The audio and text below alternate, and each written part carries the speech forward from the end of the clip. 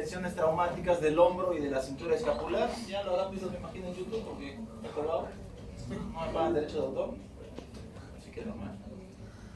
Vamos a ver en la cintura escapular qué estructuras están formadas. Como ya hemos visto, ya ustedes conocen, la cintura escapular está formada por el manubrio del esternón, la clavícula, el omóplato, todas las estructuras, las articulaciones que le dan la estabilidad a todo este cinturón escapular, ya sea ya la articulación acromioclavicular, que es la que está acá, y la articulación esternoclavicular, ¿no?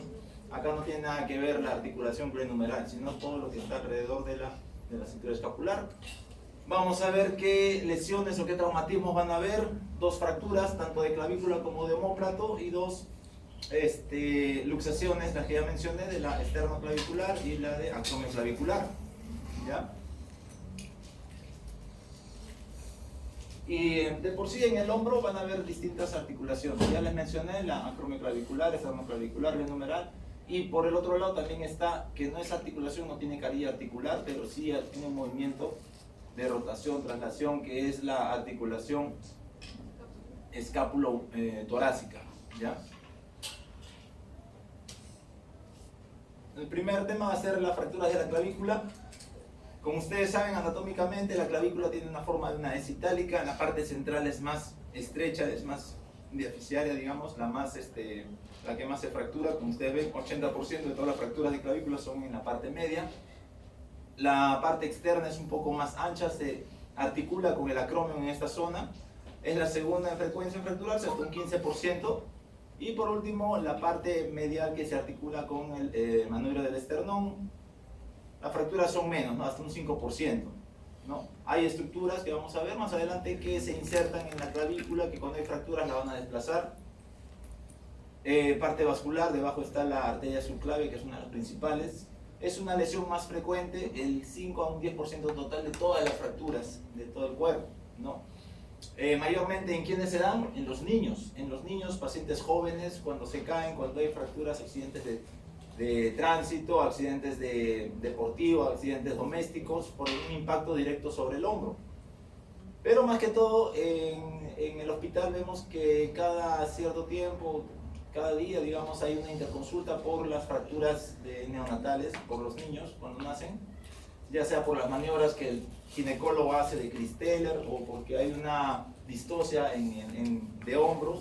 A veces los niños son macrosómicos, nacen ya con una fractura de clavícula, o el mismo ginecólogo, para poder extraer el producto que es el niño, le hace una maniobra que él mismo fractura la clavícula para poder sacar al niño, ¿no?, del estómago. En este caso se le llama la cleidotomía, que significa que se tiene que fracturar a propósito la clavícula para poder extraer el producto, ¿no? En estos casos de los niños, cuando nosotros hacemos las interconsultas, vemos las fracturas de la clavícula, que de repente está un poquito montado o algo, pero a la mamá se le dice que solamente tiene que estar en una posición, que amarrarle con un imperdible para que no lo mueva. Si es que lo mueve al niño, le va a doler. Por eso un par de semanas ya está colocando, ya está pegando, ya se está formando el callo en las fracturas de clavícula en los niños, en los recién nacidos en este caso, ¿no? En los niños nunca se opera, nunca se va a hacer algún tipo de tratamiento quirúrgico, ¿no? ¿Por qué? Va a pegar más adelante. Vamos a ver cuáles son las indicaciones absolutas y relativas para este tipo de tratamiento en fracturas de clavículas. Y como les mencionaba, ya el porcentaje según en dónde está localizado la fractura, ¿no? Mecanismo puede ser un trauma directo. Recuerden que el trauma directo es cuando la fractura se da en el mismo sitio de la lesión. Puede ser por bala, puede ser por una contusión directa, una caída, ¿no?, de hombro, que te va a fracturar justo la parte de la clavícula. Un trauma indirecto, cuando el paciente se cae, apoya la mano, indirectamente el trauma viaja y se fractura la clavícula en este caso. Clasificación. En traumatología ustedes van a ver un sinfín de clasificaciones, ¿no?, epónimos. Cada autor le pone un nombre. Esta clasificación de Allman es para lo que ya hemos visto según en dónde está localizada la fractura en la clavícula. El grupo 1 va a ser del tercio medio, que es un 80%, ya lo hemos visto, que puede estar desplazada, ¿no? Vamos a ver ahorita qué músculos insertan en estas zonas. El tercio 2, que se da en el tercio lateral, que es en un 12 a un 14%, en la otra diapositiva está en un 15%. Tercio lateral, En este caso no está desplazado, que significa de que en esta zona hay estructuras que le dan los ligamentos, ¿no? Coracoclaviculares que le dan estabilidad. Cuando se fractura o se lesionan estos ligamentos ya hay un gran desplazamiento. En este caso sí se tiene que operar, ¿no? Vamos a ver después cómo se llama este signo, que no es patognomónico de la acromioclavicular, de la luxación acromioclavicular, sino también que puede ocurrir acá, que es el signo de la tecla, cuando hay lesión de estos ligamentos coracoclaviculares, ¿ya? También se le llama el signo de la pseudocharretera, el signo de la tecla.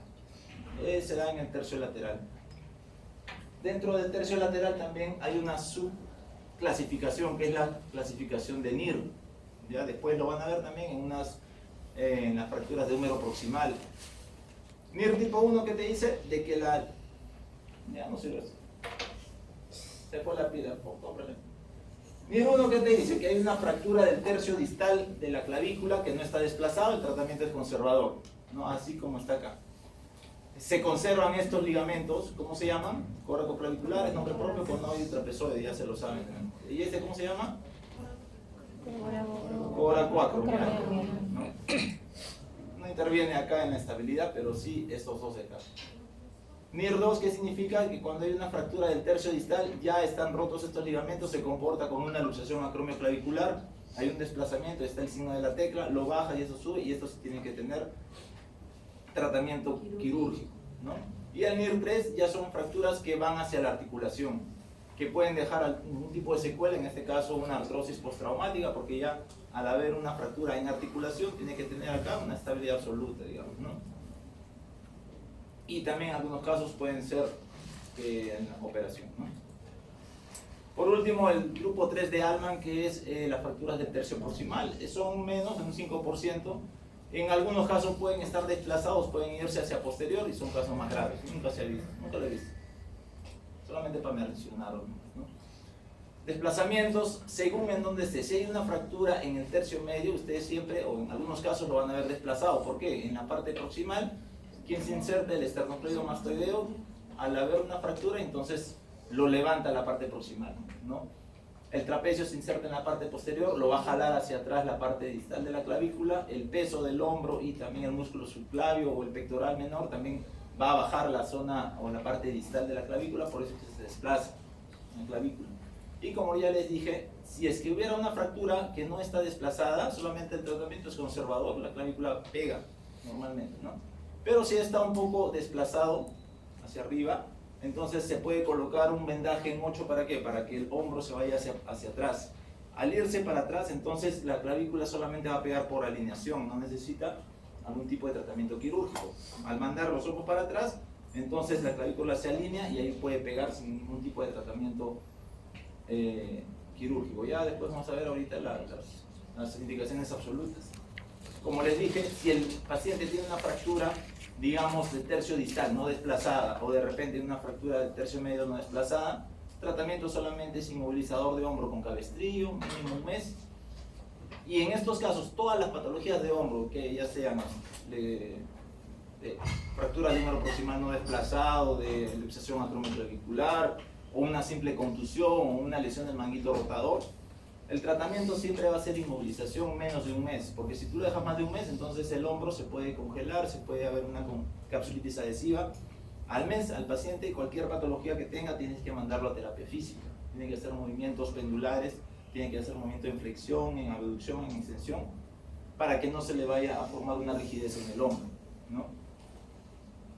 Esto en caso de que el paciente no esté desplazada la fractura. El vendaje en 8, como les decía, si está un poco desplazado hacia arriba, entonces al mandarlo para atrás, entonces se va a alinear y entonces ya va a tener un resultado estético aceptable y funcional, ¿ya?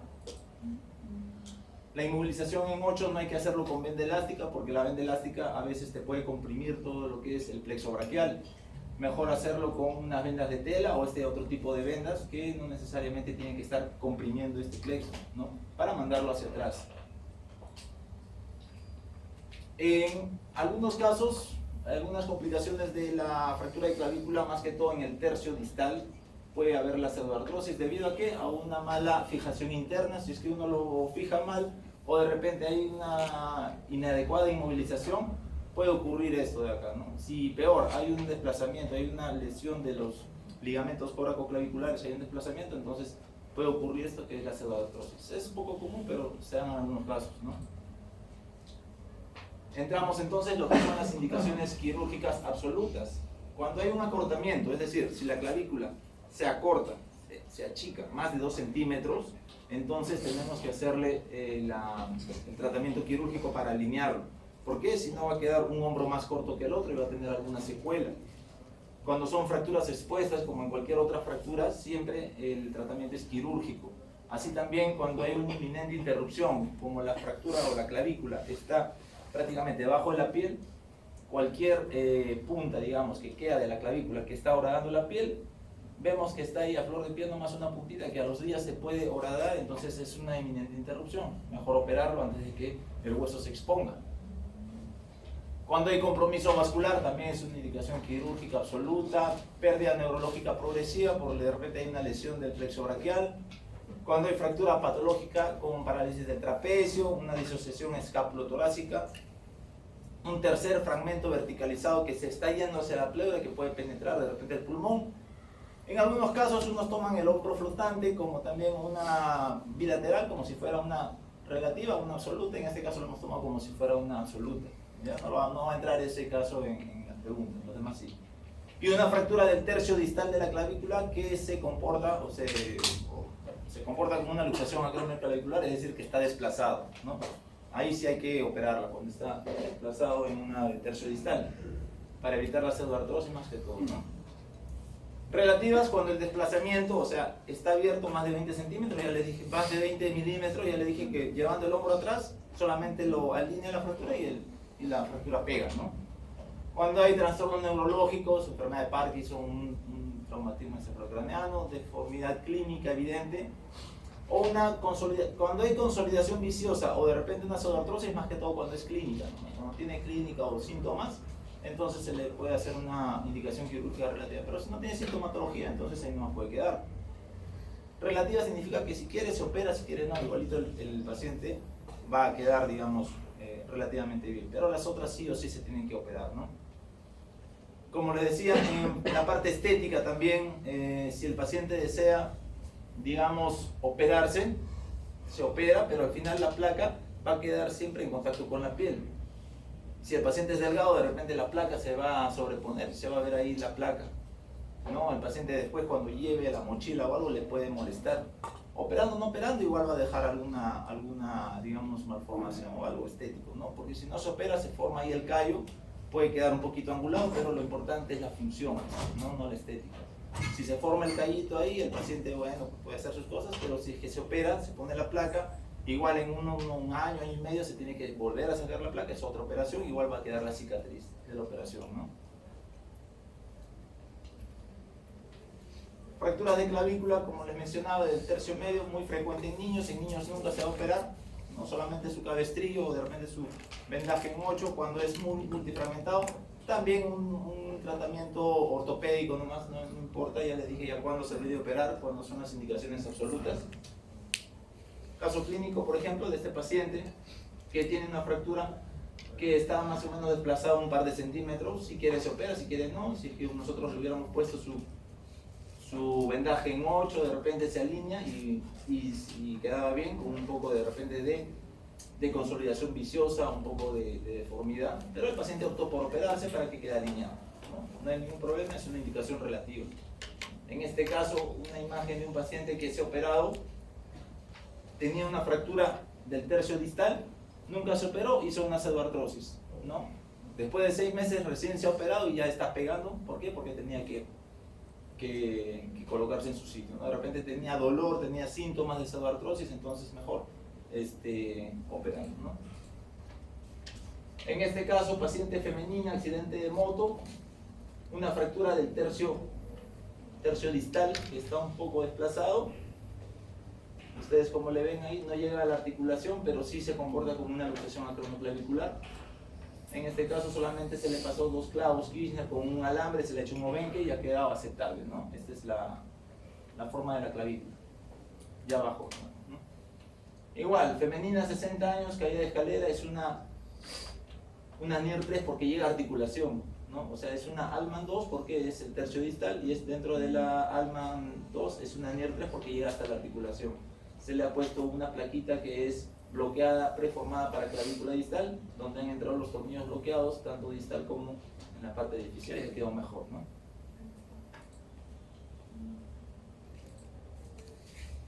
Vamos a ver ahora lo que son las fracturas de escápula. Ya vimos ya la fractura de clavícula, ahora la de escápula.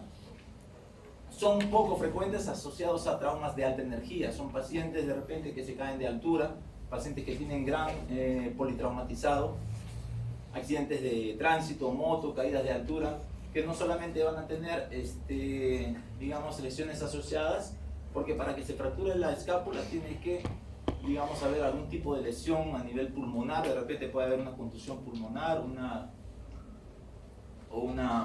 hemorragia dentro del pulmón, ¿no? Son fracturas dentro de todas las fracturas, del 1% de todas las fracturas, y dentro de la cintura escapular del 3 al 5%, ¿ya? Son de alta energía en jóvenes, más que todo de sexo masculino. ¿Cuál es la cinemática de la escápula? La escápula está envuelto por una gran cantidad de partes blandas, ¿no? Para que se fracture la escápula, entonces tiene que haber una gran lesión, pero siempre esta escápula está cubierta por masas musculares, ¿no? Que están por detrás de la espalda, ¿no? Tiene una gran capacidad de movilidad de la caja torácica. La escápula, como le digo, tiene una articulación que es la escápula torácica, en donde se mueve, ¿no? Y esta escápula también protege otras estructuras óseas, ¿no? Dentro de estas están las costillas, ¿no? Sirve como protección. Según su localización va a estar clasificado. Pueden ser que están en el cuerpo de un 45% o en el cuello, que son estas. Dentro de las dos ya están ya en un 70%, la mayoría son en cuerpo, tanto en el cuello como en el cuerpo, ¿no? Y estas no están desplazadas, así que el tratamiento más que todo es conservador. Ya cuando agarran articulación, ya sea el acromion, ya sea la apófisis coracoide, o si no la espina, o más que todo esto acá que es la glena, que es la parte interarticular, ahí sí hay que operar. Esas son indicaciones para operar la escápula, ¿no? Si tengo una fractura de escápula y clavícula, entonces si yo reduzco y pongo una fijación interna en la clavícula, puedo ya automáticamente, digamos, reducir la escápula y ya no necesito operarle. ¿Ven? El tratamiento siempre va a ser, normalmente en un 80-90% de casos, conservador. ¿Por qué? Porque la fractura de escápula en el cuerpo solamente se mantiene con cabestrillo, mimetizador de hombro y punto. Quirúrgico más que todo cuando hay un desplazamiento de la cavidad glenohumeral, ¿ya? En este caso, si yo tengo una fractura de la escápula en la parte de la glena anterior, si yo lo manejo así o lo tengo así, nunca lo opero, entonces esta cabeza va a tener una inestabilidad, se va a estar saliendo a cada rato. Tengo que reducirlo, ponerle ahí un tornillo de compresión para que tenga una buena estabilidad, ¿no? Cuando hay una fractura de la apófisis coracoide, también tengo que darle estabilidad cuando hay en el reborde, en gleno, ¿no? La glena anterior. La otra lesión de la cintura escapular viene a ser la luxación acromioclavicular, como ya les estaba mencionando. Anatómicamente, ¿quién le da estabilidad a esta articulación acromioclavicular? El estabilizador primario va a ser la misma articulación, en este caso el cartílago, todo lo que le envuelve, ¿no? Cartílago, la cápsula de la articulación acromioclavicular, luego lo que le envuelve, que son los ligamentos acromioclaviculares. El segundo mecanismo de estabilidad es esto acá que les mencionaba, que es muy importante, que son los ligamentos coracoclaviculares. Dentro de estos el trapezoideo y el conoideo, ¿no? Por último, este ligamento que va desde la coracoides hasta el acromio, coracoacromial, ¿no? Que más adelante vamos a verlo. Cada vez que haya una lesión, este ligamento puede ser utilizado. Es menos frecuente que la fractura de clavícula. Hay ligamentos que le dan, fractura de estos ligamentos que le dan la estabilidad. Como toda lesión, hay dolor, tumefacción, aumento de volumen. Puede haber deformidad si es que hay una lesión total de estos ligamentos, ¿no? impotencia funcional en la fase aguda. Ya vamos a ver según el tipo de lesión, si es que puede o no puede dejar secuela. A veces no deja secuela, eso ya depende de qué paciente se esté hablando, ¿no? Pueden ser cuando uno se cae de altura, accidentes de esquí, accidente de moto, cuando uno se cae de hombro, cuando la bola del deltoide cae, empuja el acromio y la clavícula sobresale, ¿ya? Y entonces es donde se va a dar este tipo de lesión, ¿ya?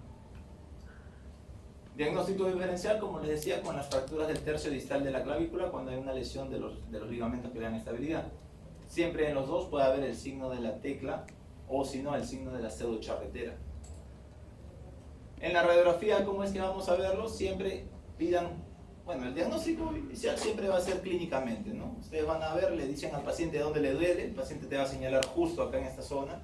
Si es que es una de grado 1 no va a haber ningún tipo de lesión, una deformidad. Si es una de grado 2, 3 sí puede haber una deformidad, ¿no? Y ahí ya tú vas más o menos diagnosticando clínicamente. Pero para corroborarlo le pides una radiografía en zanca, que significa de la parte pectoral hacia arriba, ¿ya? Tiene que ser bilateral y si es posible mejor el hombro afectado que cargue un peso. ¿Para qué? Para que pueda bajar toda la parte del acromio con el húmero, ¿no? Y pueda diferenciarse esto, ¿no? De que acá en este espacio ustedes ven, acá está la clavícula y cómo se ha separado del acromio. En cambio acá está a la misma altura. Acá el espacio entre la clavícula y la apófisis coracoide es mayor que este espacio, ¿no? Por eso acá ya se le está diagnosticando como una luxación acromioclavicular grado 3. ¿Cómo yo sé los grados? Por esta clasificación. Así como hubo una clasificación en las fracturas de clavícula de Allman, también hay una clasificación de Allman para la luxación acromioclavicular, ¿ya? Allman 1, 2 y 3.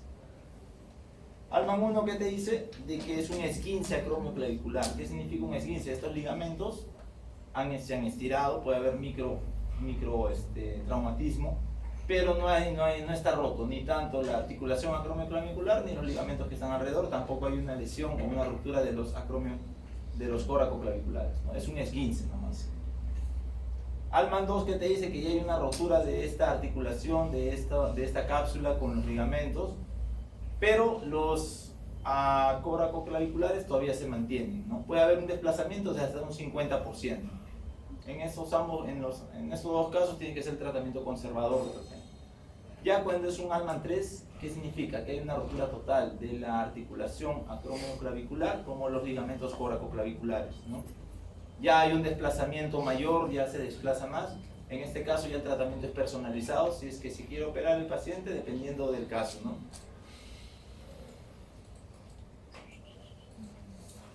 Signo de la tecla es esto de acá. Esto acá al presionar baja, cuando lo suelto esto sube. ¿Qué significa? De que ya hay una rotura. Y el dolor, que es una impotencia funcional, le dan al paciente en la parte aguda, ¿ya? Y justo se va a señalar justo en la articulación y en esa zona.